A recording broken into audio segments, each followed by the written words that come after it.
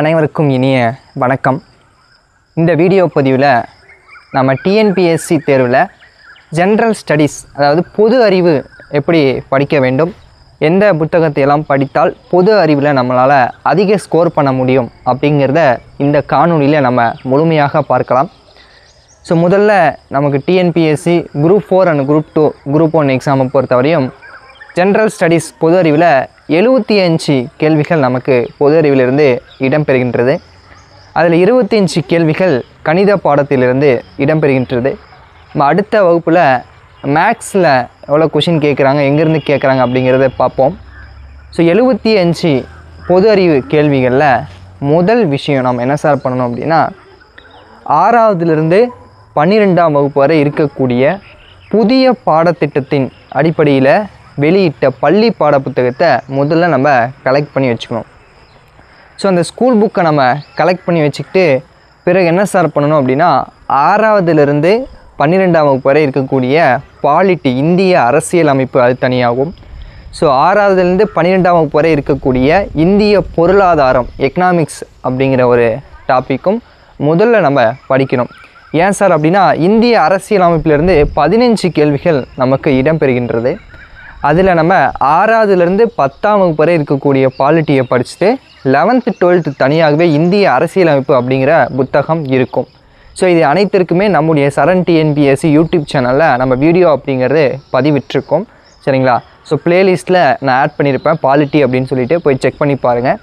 அதுக்கப்புறம் எக்கனாமிக்ஸ் நம்ம இந்த வாரம் ஸ்டார்ட் பண்ண போகிறோம். 6வதுலேருந்து 10ஆம் வகுப்பு வரை உள்ள எக்கனாமிக்ஸ் அதில் ரொம்ப கம்மியாக தான் இருக்கும். அதை நம்ம முடித்த பின்னாடி 11th 12th எக்கனாமிக்ஸ் தான் ரொம்ப முக்கியம். ஸோ இருக்கிறதுலே 11th 5 பாடம் எக்கனாமிக்ஸில் ரொம்ப முக்கியமான பாடமாக நமக்கு அமையும். 12th நமக்கு இந்த நிதிக்குழு தலைவர்கள் அதெல்லாம் நம்ம ஷார்ட்ஸ் வீடியோ அப்படிங்கிறது கொடுத்துருப்போம். ஸோ அது எல்லாமே நம்ம பின்னாடி வகுப்பில் ஒவ்வொன்றா பார்க்கலாம். ஸோ அதுக்கப்புறம் இந்திய வரலாறு அப்படிங்கிறது, இந்திய வரலாறு ப்ளஸ் ஐஎன்எம், சரிங்க, இந்திய நேஷ்னல் மூமெண்ட் அப்படின்னு சொல்கிறோம், தேசிய இயக்க வரலாறு, இது இரண்டுமே சேர்த்து நமக்கு 10 கேள்விகள் அப்படிங்கிறது இடம்பெறும். ஸோ இது 6வதுலேருந்து 10ஆம் வகுப்பு வரை இருக்கக்கூடிய புத்தகத்தில் 8ஆம் வகுப்பு புத்தகம், 10ஆம் வகுப்பு புத்தகம், அதுக்கப்புறம் 12வது புத்தகம். இதில் பார்த்திங்கன்னா ஐஎன்எம், இந்திய நேஷ்னல் மூமெண்ட், இந்திய தேசிய இயக்கம் அப்படிங்கிற பகுதி கவர் ஆகும். அதுக்கப்புறம் 6, 7, 9, 11 இந்த 4 புத்தகத்துலேயும் இந்திய வரலாறு, பண்பாடு அப்படிங்கிறது கவர் ஆகும். ஸோ சிந்து சமவெளி நாகரிகம், குப்தர்கள், டெல்லி சுல்தான், முகலாயர், மராத்தியர், இது எல்லாமே இந்த புத்தகத்தில் கவர் ஆகும். மொத்தமாக சேர்த்து சொல்லணும் அப்படின்னா 6வது முதல் 12ஆம் வகுப்பு வரை இருக்கக்கூடிய வரலாறு புத்தகத்தை எடுத்து படித்தோம் அப்படின்னா நமக்கு 10 மதிப்பெண்கள் அப்படிங்கிறதே நம்மளால் ஈஸியாக ஸ்கோர் பண்ண முடியும். ஸோ அதற்கப்புறம் ஜியாகிரபி, இந்திய புவியியல் அப்படிங்கிற ஒரு பகுதியில் 5 கேள்வி, அதாவது 5 மார்க், சரிங்களா, 5 கேள்விகள் நமக்கு இடம்பெறும். இந்த ஜியாகிரபியை பொறுத்தவரையும் 10th ஸ்கூல் புக்கில் இருக்கக்கூடிய 7 லெசன் இருக்கும், சரிங்களா. அதில் 5 லெசன் மட்டும் இந்த புவியியலுக்கு படித்தால் போதும். மீதி இருக்கக்கூடிய அந்த 2 லெசனுமே நம்ம பார்த்திங்கன்னா தமிழ்நாடு வளர்ச்சி நிர்வாகம் அப்படிங்கிற ஒரு பகுதியில் படிப்போம்.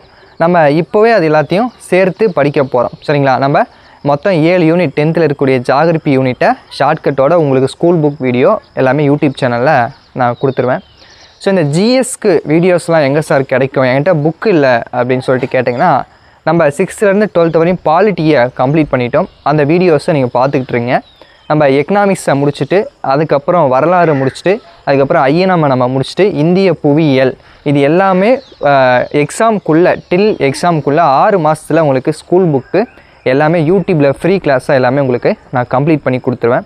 ஸோ இது டெஸ்ட்டு ஜிஎஸ் பொறுத்த வரையும் உங்களுக்கு ஸ்கூல் புக், ஸ்டடி மெட்டீரியல் எல்லாமே நம்ம போர்க்களம் பேட்ச் ஸ்டூடெண்ட்ஸ்க்கும், நம்ம மேக்ஸ் பேட்ச் அடுத்த வீக்கில் ஒன்று அனௌன்ஸ் பண்ண போகிறோம், அந்த பேட்ச்சில் சேரக்கூடிய ஸ்டூடெண்ட்ஸ்க்கும் இது எல்லாமே நம்ம ஜிஎஸ்ஸை பொறுத்த வரையும் ஃப்ரீ டெஸ்ட்டு ஃப்ரீயாகவே இந்த பேட்ச்சில் சேரக்கூடிய ஸ்டூடெண்ட்ஸ்க்கு நம்ம ஃப்ரீயாகவே ப்ரொவைட் பண்ணிடுவோம். ஏன்னா இதற்கு நம்ம தனியாக பேட்ச் போட்டு அதுக்கு நிறைய அமௌண்ட் அப்படிங்கிறது செலவாகும். ஸோ அதனால் நம்ம பார்த்திங்கன்னா இந்த தமிழ் ப்ளஸ் மேக்ஸ் நீங்கள் ஸ்ட்ராங்காக இருந்தீங்கனாலே ஜிஎஸ் உங்களுக்கு நான் ஃப்ரீயாகவே ப்ரொவைட் பண்ணி கொடுத்துருவேன். ஸோ அதனால் யாரும் கவலைப்பட வேண்டாம்.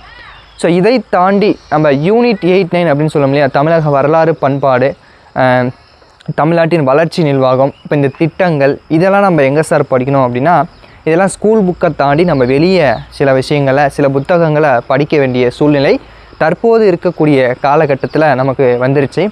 அதனால் நம்ம எந்த மாதிரியான அவுட் சோர்ஸு புத்தகத்தையெல்லாம் நாம் படிக்க வேண்டும் அப்படிங்கிறத ஒன் பை ஒன்னையாக நம்ம பார்க்கலாம். அதற்கு முன்னாடி இந்த ஸ்கூல் புக் எல்லாமே வீடியோஸ் உங்களுக்கு யூடியூப்பில் நான் ஃப்ரீயாகவே கம்ப்ளீட் பண்ணி கொடுத்துருவேன். நம்முடைய பேட்ச் ஸ்டூடெண்ட்ஸ்க்கு இப்போ இதை தாண்டி இந்த யூனிட் 8 சொல்கிறோம் இல்லையா, இந்த எல்லாத்துக்குமே இதுக்கு மெட்டீரியல்ஸ் நம்முடைய போர்க்குளம் பேட்ச் ஸ்டூடெண்ட்ஸ்க்கும் மேக்ஸ் பேட்சில் ஜாயின் பண்ணுற ஸ்டூடெண்ட்ஸ்க்கும் மெட்டீரியல் ஃப்ரீயாகவே குரூப்பில் நான் ப்ரொவைட் பண்ணிடுவேன். இதுக்குன்னு நீங்கள் தனியாக எந்த ஒரு அமௌண்ட் எதுவுமே நீங்கள் பே பண்ண வேண்டிய அவசியம் தேவை அப்படிங்கிறது இருக்காது. ஏன் அப்படின்னா நம்ம தமிழ் மேக்ஸில் ஸ்ட்ராங்காக இருந்தாலே ஜிஎஸ் கண்டிப்பாக நம்மளால் நல்லா ஸ்கோர் பண்ண முடியும். ஏன்னா ஜிஎஸ்ஸை பொறுத்தவரையும் நமக்கு கரண்ட் அஃபேர்ஸ் அப்படிங்கிறதும் இதுக்குள்ளே இன்க்ளூட் ஆகும். இதை தாண்டி சயின்ஸ் அப்படிங்கிறது இருக்குது. சயின்ஸில் 5 மார்க் கேட்குறாங்க. Botany, zoology, physics, chemistry. இது 4 சப்ஜெக்ட் மொத்தமாக சயின்ஸில். இது எல்லா சப்ஜெக்டையும் சேர்த்து நமக்கு 5 மார்க் கேட்குறாங்க. இதுக்கும் ஸ்கூல் புக் இருக்குது. 10th ஸ்கூல் புக்கை நம்ம 10th அறிவியல் புத்தகத்தை படித்தாலே நம்மளால் ஒரு 2 to 3 கொஷின் எடுக்க முடியும். ஆனால் நம்ம 5 மதிப்பெண்களுக்கு கிட்டத்தட்ட ஃபிசிக்ஸில் மட்டுமே ஒரு 15 டாபிக் இருக்கும், கெமிஸ்ட்ரியில் ஒரு 10 டாபிக், மொத்தம் 5 மார்க்கு 50 டாபிக் நம்ம படிக்க வேண்டிய சூழ்நிலை ஏற்பட்டிருக்குது. அதனால் நம்ம சயின்ஸ் என்ன பண்ணலான்னா, இதுவரை ப்ரீவியஸ் இயர் கொஷின் பேப்பரில் கேட்ட ப்ரீவியஸ் இயர் கொஷின் பேப்பரை மட்டும் நம்ம பார்த்துட்டு போகலாம். அதுவே அதிகபட்சம் போதுமானது. முடிஞ்சால் டைம் இருந்தால் நம்ம பாக்ஸில் இருக்கக்கூடிய கொஷின்ஸ் எல்லாமே பார்த்துட்டு போகலாம். ஏன் அப்படின்னா நம்ம ஒரு 5 மார்க்குக்கு 50 டாபிக் படித்தோன்னா இதுக்கே நமக்கு 6 மாதம் போயிடும். இது எல்லாமே நம்மளால் ஞாபகம் வச்சுக்க முடியாது. ப்ரீவியஸ் இயர் கொஷின் பேப்பரை நம்ம பார்த்தோம் அப்படின்னாலே கண்டிப்பாக நம்மளால் ஒரு 2 to 3 கொஷினுக்கு ஆன்சர் பண்ணிடலாம்.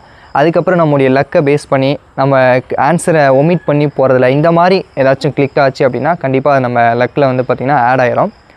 அதற்கப்புறம் அவுட் சோர்ஸ் புத்தகம் பொது அறிவுக்கு என்னென்ன சார் படிக்கணும் அப்படின்னா, ஃபஸ்ட்டு ஸ்கூல் புக்கு தான் நமக்கு பேஸ். இந்த ஸ்கூல் புக்கை நம்ம நல்லா தெளிவாக படிச்சிட்டோம் அப்படின்னாலே அவுட் சோர்ஸில் படிக்க வேண்டியது மிக குறைவு தான். இப்போ இருக்கிற ட்ரெண்டிங் படி அவுட் சோர்ஸில் என்னென்ன புக்கெலாம் கேட்குறாங்க அப்படின்னா, வெங்கடேசன் சார், முனைவர் வெங்கடேசன் அவர்கள் எழுதிய இந்திய அரசியலமைப்பு, இந்திய வரலாறு, தற்கால தமிழ்நாட்டு வரலாறு, நவீன கால வரலாறு அப்படின்னு மொத்தமாக ஒரு 5 to 7 புத்தகம் இருக்குது.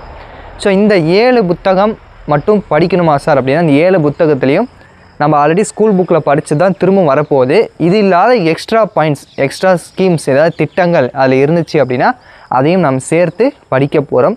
இந்த 7 புத்தகம், ஒரு புத்தகம் 500 ரூபானா கூட 7 புத்தகத்தையும் வாங்குறதுக்கு கிட்டத்தட்ட ஒரு 4000 அப்படிங்கிறது அமௌண்ட் ஆகும். நிறைய ஸ்டூடெண்ட்ஸால் வாங்க முடியாது. அதனால் நான் என்ன பண்ணுறேன் அப்படின்னா, இந்த புக்கு எல்லாமே என்கிட்ட இருக்குது. இது எல்லாமே பிடிஎஃப் பண்ணி ஸ்டூடெண்ட்ஸ்க்கு எந்த விதமான அமௌண்ட்டும் இல்லாமல் ஃப்ரீயாகவே நான் உங்களுக்கு குரூப்பில் ஷேர் பண்ணிடுறேன். நம்முடைய போர்க்குளம் பேட்ச்க்கும் மேக்ஸில் ஜாயின் பண்ணுற ஸ்டூடெண்ட்ஸ்க்கும் ஃப்ரீயாகவே நான் ப்ரொவைட் பண்ணிடுறேன். நீங்கள் அந்த ஃப்ரீயாக ப்ரொவைட் பண்ணுறது இல்லாமல் உங்களுக்கு இது எல்லாத்துக்குமே வீடியோஸ் அப்படிங்கிறத நான் யூடியூப்லேயே என்னென்ன வீடியோஸ், எதெல்லாம் அதில் முக்கியமாக படிக்கணும், என்னென்ன தலைப்புகள்லாம் நம்ம படிக்கணும் அப்படிங்கிறது முக்கியமான வீடியோஸ் எல்லாமே நான் உங்களுக்கு எடுத்து, இப்போ வெங்கடேசன் சார் புக் அப்படின்னா அதில் என்ன முக்கியமான வீடியோஸ் என்ன படிக்கணும் அப்படிங்கிறது வீடியோவை எடுத்து நான் அப்லோட் பண்ணிடுறேன். அதை நீங்கள் பார்த்து நோட்ஸ் எடுத்து வச்சுட்டிங்கன்னா மட்டும் போதுமானது. அதற்கப்புறம் இந்திய அரசியலமைப்பில் நமக்கு 15 கேள்விகள் அப்படிங்கிறது கேட்குறாங்க. இந்த இந்திய அரசியலமைப்பிற்கு மட்டும் வெங்கடேசன் சார் புக்கும் இருக்குது. இது இல்லாமல் பிரகதீஷ் பப்ளிகேஷன் அப்படிங்கிற ஒரு புத்தகம் தமிழ் வழியில் இந்திய அரசியலமைப்பு இருக்குது. அந்த புத்தகம் கிட்டத்தட்ட ஒரு 700 ரூபாய் ரேஞ்சில் வரும். அதுவுமே நான் உங்களுக்கு ஃப்ரீயாக மெட்டீரியல் அப்படிங்கிறத ப்ரொவைட் பண்ணிடுறேன். அதில் இருக்கக்கூடிய இம்பார்ட்டன்ட் பாயிண்ட்ஸ், இம்பார்ட்டன்ட் கண்டென்ட்ஸ் எல்லாமே உங்களுக்கு நான் எடுத்து கொடுத்துட்றேன். நீங்கள் அதை வீடியோவை பார்த்துட்டு நோட்ஸ் எடுத்து வச்சால் மட்டும் போதுமானது. நம்முடைய யூடியூப் சேனலை மட்டும் நீங்கள் ஃபாலோ பண்ணிங்க அப்படின்னாலே கண்டிப்பாக நீங்கள் ஜிஎஸ்லேயும் நல்லா ஸ்கோர் பண்ண முடியும். தமிழுக்கு ஆல்ரெடி நம்ம சிறப்பான வகையில் ஒரு பேட்ச் போயிட்டுருக்கு. இந்த அடுத்த வாரம் மேக்ஸ்க்கு ஒரு பேட்ச் அனௌன்ஸ் பண்ண போகிறோம். இந்த முறை எந்த இடத்துலையும் மிஸ்ஸே ஆகாது. தமிழ், மேக்ஸ், ஜிஎஸ் எல்லாத்துக்கும் பிளான் பண்ணி ரெடியாக வச்சாச்சு. நீங்கள் கண்ணை மூடிட்டு நம்முடைய யூடியூப் சேனலை ஃபாலோ பண்ணி நோட் எடுத்து வச்சுட்டு டெய்லி இன்ஸ் எடுத்து நோட்ஸ் எடுத்து வச்சு படிச்சிங்க, நான் சொல்கிறத கேட்டிங்க அப்படின்னாலே கண்டிப்பாக இந்த குரூப் 4 எக்ஸாமில் உங்களால் சக்ஸஸ் பண்ண முடியும். பாலிட்டிக்கு லக்ஷ்மிகாந்த் அப்படின்னு ஒரு ஆத்தர் எழுதிய புத்தகம் இருக்குது. அது இங்கிலீஷ் மீடியம் படிக்கிறவங்க படிப்பாங்க. அது தமிழ் வழியில் இருக்குது. இருந்தாலும் அதில் அதிகமான கண்டென்ட் இருக்கனால நம்மளால் படிக்க முடியாத சூழ்நிலை ஏற்படும். அதற்காக நம்ம பிரகதீஷ் சார் பப்ளிகேஷன் அது இன்னும் நல்லா தெளிவாகவே இருக்குது அந்த புத்தகம். அதை மட்டும் படித்தால் போதும். அந்த புக்கு உங்களுக்கு பிடிஎஃப் நான் ஃப்ரீயாகவே இந்த மேக்ஸ் பேட்ச், தமிழ் பேட்ச் ஸ்டூடெண்ட்ஸ்க்கு நான் ஃப்ரீயாகவே சென்ட் பண்ணிடுறேன். நீங்கள் அதில் இருக்கக்கூடியதை நீங்கள் ஜெராக்ஸ் எடுத்து வச்சும் படிக்கலாம். இல்லைன்னா அதற்கு நான் வீடியோஸ் அப்படிங்கிறது கொடுத்துருவேன். நீங்கள் அதை பார்த்தும் நீங்கள் நோட்ஸ் எடுத்து வச்சுக்கலாம். இப்போ ஓவராலாக ஜிஎஸ்க்கு நம்ம 75 மார்க்குக்கு ஸ்கூல் புக்கை தரவாக ஃபிங்கர் டிப்பில் ஷார்ட்கட்டோடு உங்களுக்கு எல்லாமே கொடுத்துருவேன். இதை நீங்கள் தரவாக படிச்சிட்டிங்க அப்படின்னாலே உங்களால் ஒரு 40 to 50 கொஷின் சாலிடாக போட முடியும். அதற்கப்புறம் மீதி இருக்கக்கூடிய 25 to 20 கொஷின் அவுட் சோர்ஸ் புத்தகத்தை நீங்கள் ஓரளவுக்கு வாசித்து விட்டாலே அதிலிருந்து உங்களுக்கு ஒரு 10 கொஷின் அப்படிங்கிறது போட முடியும். அதற்கப்புறம் கரண்ட் அஃபேர்ஸு, நம்முடைய லக்கை பேஸ் பண்ணி ஃப்ளூக்கில் வர கொஷின், கூற்று காரணம், சரியா தவறா, இந்த மாதிரியான கொஷின்ஸ்லாம் போடும்போது ஒரு 55 to 60 கேள்விகள் ஜிஎஸ்சில் எடுத்தாலே கண்டிப்பாக அது நல்ல ஸ்கோர் தான். 55 to 60 கொஷின் நீங்கள் ஜிஎஸ்சில் போட்டாலே கண்டிப்பாக உங்களால் இந்த எக்ஸாமை கிளியர் பண்ண முடியும். ஸோ இந்த வீடியோவை முழுமையாக பார்த்த எல்லாருக்குமே ரொம்ப ரொம்ப நன்றி. கண்டிப்பாக இந்த வீடியோ உங்களுக்கு பயனுள்ள வகையில் இருந்திருக்கும் அப்படின்னு நினைக்கிறேன். ஸோ மீண்டும் அடுத்த ஒரு அற்புதமான வீடியோ பேரில் சந்திக்கலாம். நன்றி, வணக்கம்.